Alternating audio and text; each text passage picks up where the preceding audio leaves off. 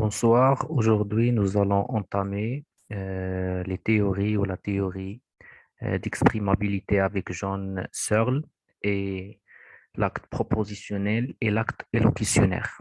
Et pour un sorte de rappel, qui dit Searle dit l'acte élocutionnaire et qui dit Austin dit l'acte locutionnaire, élocutionnaire et perlocutionnaire. Introduction. Le philosophe de langage John Searle, 1932, est professeur à l'université de Berkeley, Californie. Il livre son interprétation de la théorie des actes de langage dans deux ouvrages. Essai de philosophie de langage, 1972, et Sens et expression, études et des théories des actes de langage, 1982. Pour Searle, une théorie de langage est indissociable d'une théorie de l'action. Toujours il y a l'agir, c'est-à-dire un acte de langage. La théorie searlienne de Searle, bien sûr, des actes de langage s'articule en deux volets. L'examen des conditions de réussite d'un acte de langage et une proposition taxonomie des actes de langage. On va voir cela et ça va devenir simple et clair avec l'explication avec les autres parties. Le principe d'exprimabilité, on répète qui dit Searle dit principe d'exprimabilité. Le principe d'exprimabilité est à la base de la vision des actes de langage développée par Searle. Il le formule comme suit. Toute intention, c'est-à-dire état mental, pensée, croyance, désir, etc., des locuteurs peut être exprimée explicitement, pas implicitement, explicitement et littéralement par un moyen, c'est-à-dire par une phrase. On a une phrase qui a bien sûr un sens ou qui aura un sens. Cela revient à dire que toute phrase est réductible à un performatif explicite. On a vu cela, performatif explicite, implicite, tel que le définit Austin. Ça, c'est juste un rappel. On ne va pas parler d'Austin pour le moment. On va mettre l'accent sur Searle. Exemple, le cerisier est en fleurs. J'affirme que le cerisier est en fleurs. On a le préfixe, la partie, la première. J'affirme, c'est une partie, c'est préfixe, c'est-à-dire énoncé clair. On le dit, on le dit pas, on comprend cela. Analyse de la phrase. Austin distingue, ça c'est un rappel. Austin distingue dans la production d'une phrase, acte locutionnaire, élocutionnaire, perlocutionnaire. Pour Searle, Searle s'attache exclusivement aux actes élocutionnaires. Il faut ajouter S. Les actes locutionnaires ne présentent à son, il faut enlever maintenant S, présente à son avis, ne présente, la négation ne présente à son avis pas grand intérêt.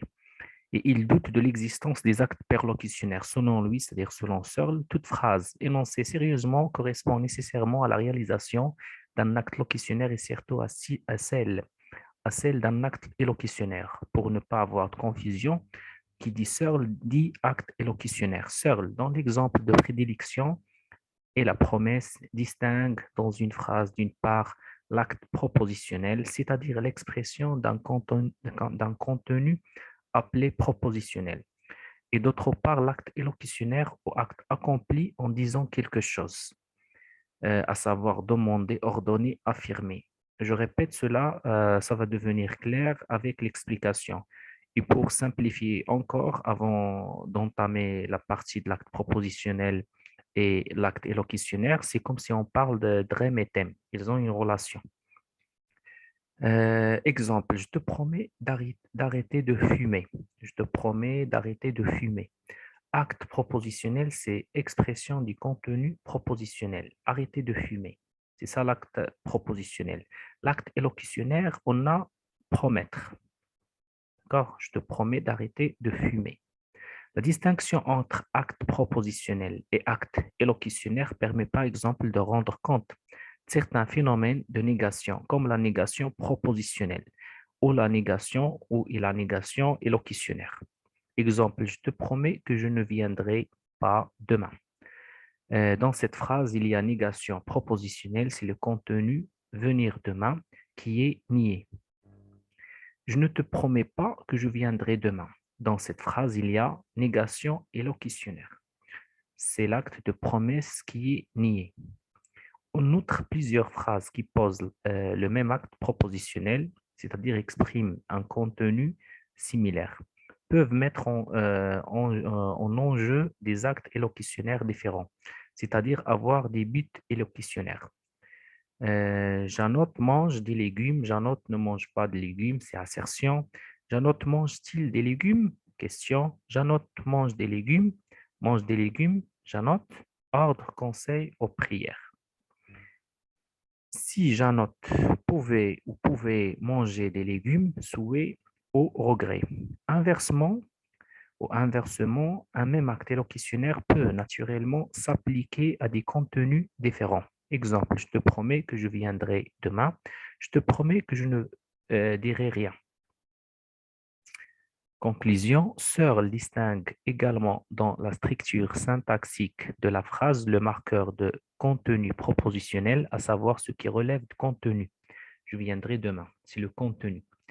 Et le marqueur de force élocutionnaire, à savoir ce qui relève de l'acte élocutionnaire. Je te promets, d'accord, j'affirme, etc. Les points clés ou les mots-clés concernant cette partie, c'est le principe d'exprimabilité, la force élocutionnaire et la force propositionnelle. Merci et à la prochaine vidéo.